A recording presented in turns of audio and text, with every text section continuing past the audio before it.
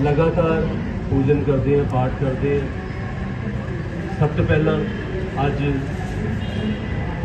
सारा का शुद्धिकरण तो बाद फिर असी माँ की पवित्र जोत जगाई। उस तो बाद सारे ही जिन्ने भी देवी देवता ने उन्हों का आवाहन किया, उन्होंने निमंत्रण किया। इस तो बाद माँ बगलामुखी का पूजन किया और मंत्रों के विच फिर अग्नि पूजन के बाद मंत्रों के विच लगातार असी महामृत्युंजय का पाठ, गायत्री मंत्र का पाठ, निवारण मंत्र का पाठ और महाशक्ति का पाठ करन तो बाद माँ छिन्नमस्तिका का पाठ किया। ये जिहड़े पाठ ने ये हर एक पाठ का कोई ना कोई मतलब है। जिदा कि कहते हैं कि सब तो वड्डा जिहड़ा मंत्र है तंत्र के विच सब तो बड़ा मंत्र जिहड़ा गिनिया जाता है वो ओम एम हीम क्लीम चमुंडाए विचे। इस मंत्र का पाठ जो असीं करिए लगातार करते रहिए तो जब सानू सिद्ध हो जाता है उस वेले साढ़े आजू बाजू किसी भी व्यक्ति को कोई परेशानी होंदी है, जिदा कोई भूत प्रेत, कोई जिन जनात, कोई ऐसी चीज़ का उन्होंने उत्ते वास होंदा है। तो इस मंत्र का पाठ करके असी जल का छिट्टा दईए तो वो चीज़ जी उस व्यक्ति को छड़ के चली जाती है। ठीक है, क्योंकि माँ चमुंडा का जोड़ा पाठ है, जाप है, वो आम व्यक्ति नहीं कर सकता। महामृत्युंजय का पाठ जोड़ा है वो सानू असाध्य बीमारियों तो सानू दोष मुक्त करता है, रोग मुक्त करता है। दोष मुक्त ऐदा कि दोष साढ़े ग्रहों च होंदा कि तां कोई बीमारी लगती है। जो ग्रह ठीक नहीं उसले बीमारी लगनी है। बीमारी नूं ठीक करने वास्ते पहला असी अपने ग्रहों को ठीक करते हैं। इस वास्ते दोष मुक्त होंदा है जिहड़ा महामृत्युंजय का पाठ करता है, रोग मुक्त होंदा है जिहड़ा महामृत्युंजय का पाठ करता है। महामृत्युंजय का पाठ जिहड़ा है भगवान शिव का अति प्रिय पाठ है और इस पाठ नूं करन तो बाद व्यक्ति दीर्घ आयु नूं प्राप्त होंदा है और उहदे जीवन के कई संकट जिहड़े है उहदा आपा ही हल हो जाता है। उस तो बाद जिद्दां गायत्री मंत्र का पाठ करते हैं असीं, गायत्री मंत्र का पाठ जिहड़ा है सुख शांति वास्ते किया जाता है। घर की सुख शांति वास्ते, कारोबार विच बढ़ोतरी वास्ते और साडे जीवन नूं हमेशा स्थिर रख के चलने वास्ते गायत्री मंत्र का पाठ होंदा है। उस तो बाद असीं जो शक्ति का पाठ करते हैं, शक्ति साक्षात अग्नि रूप है और साडे शरीर दे विच जिहड़ी अग्नि है वो जब तक नहीं प्रज्वलित होंदी उद तक साडा शरीर जिहड़ा वो प्राणहीन होंदा है। जिद्दां असीं राती सुत्ते हुंदे हैं सानू उस वेले कुछ नहीं पता हुंदा, असी निद्रा च होंदे हैं, उस वेले वो व्यक्ति जिहड़ा एक शब्द के समान हुंदा। लेकिन जदों अग्नि प्रज्वलित होंदी है साडे शरीर दे विच उस वेले साडे शरीर च हलचल होंदी है। असी उठते हैं, स्नान करते हैं, अपने प्रभु का ध्यान करते हैं, प्रभु का पाठ करते हैं, वो फिर अपने रोज़मर्रा के जिहड़े कार्य बाहर है उहदे विच असी निकल पैंदे हैं। ये सिर्फ अग्नि के कारण नहीं होंदा और ये अग्नि जिहड़ी है शक्ति तो प्राप्त होंदी है। शक्ति कौन है? शक्ति साक्षात महामाया, योग माया और उस योग माया नूं आज तक कोई भी व्यक्ति नहीं समझ पाया। वो योग माया किस रूप दे विच साडे नाल चलदी है, किस तरह साडे नाल चलदी है, सानू कभी भी नहीं पता लगता। ऐदां ही माँ छिन्नमस्तिका का असीं पाठ करते हैं। माँ छिन्नमस्तिका नूं चिंतपुर्णी भी कहते हैं, जिहड़ी चिंता हरनी है साडे जीवन दे विच। जदों असीं मनुष्य जीवन च हुंदे हां ते साडे जीवन दे विच हर वेले कोई ना कोई चिंता रहिंदी है। कदी बच्चों की चिंता, कदी बच्चों की पढ़ाई की चिंता, कदी उन्होंने कारोबार की चिंता, कदी उन्होंने जो अच्छा सी कारोबार भी चल पैंदा है। उस तो बाद विआह की चिंता हो जाती, विआह तो बाद असीं उन्हां दे बच्चों की चिंता करन लग पैंदे, जानी कि चिंता नहीं मुकती। कहते चिता जब तक साडी चिता नहीं जगती उद तक साडी चिंता नहीं खत्म होती। इस वास्ते जड़ा कई महापुरुषों ने कहा कि जी चिंता है वो चिता समान है। इस वास्ते चिंता मुक्त करने वास्ते सानू मां चिंतपुर्णी का ध्यान करते हैं, पाठ करते हैं, असीं जाप करते हैं। उस तो बाद सारे देवी देवता के पाठ तो बाद मां भगवती का पाठ करते हैं। उस तो बाद असीं मां भगवती की आरती करते हैं। आरती तो बाद फिर क्षमा प्रार्थना करते हैं कि साडे कोल कोई गलती हो गई होवे ते मां सानू माफ़ करना, क्योंकि असीं अनजान हाँ, असीं अनभोल हाँ। वड्डे तो वड्डा ज्ञानी जिहड़ा ना वो कभी भी ज्ञान प्राप्ति नहीं कर सकता। वड्डे तो वड्डा ज्ञान कहते कि चारों वेदां का ज्ञानी सी रावण।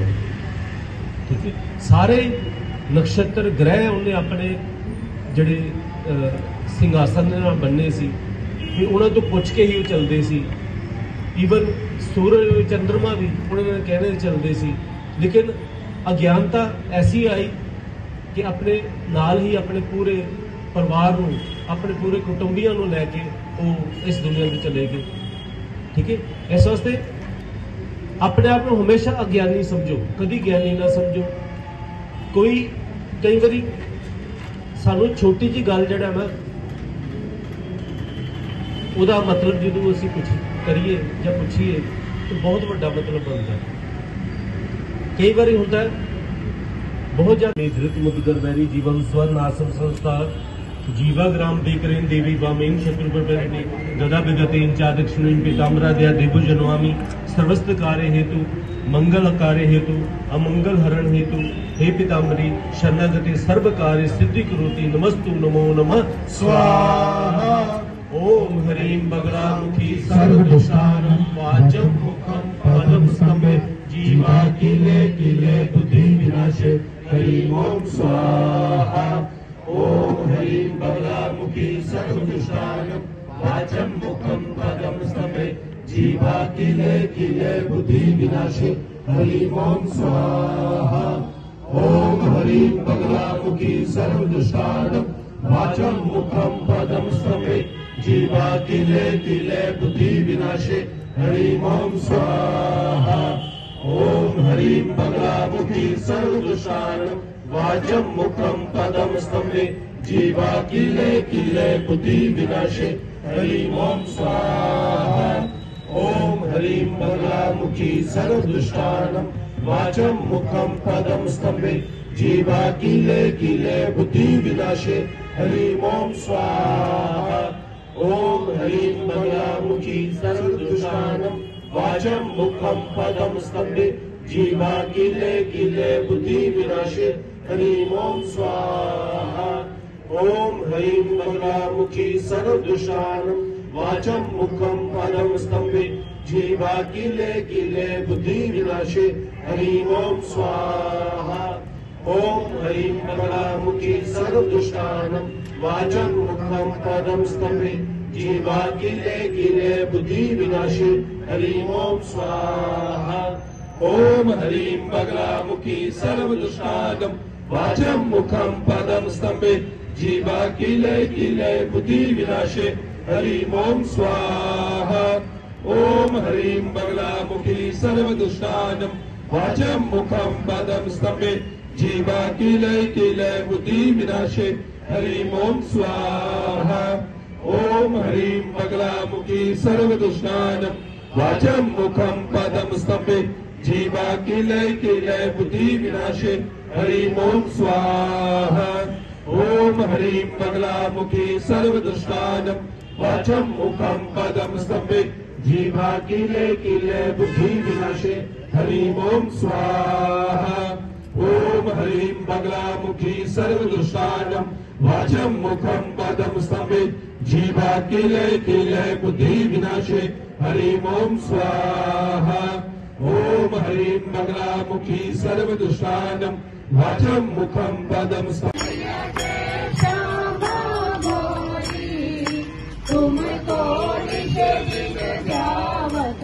मैया जी को निषेधी वृंदावत हरि ब्रह्मा शिव जी।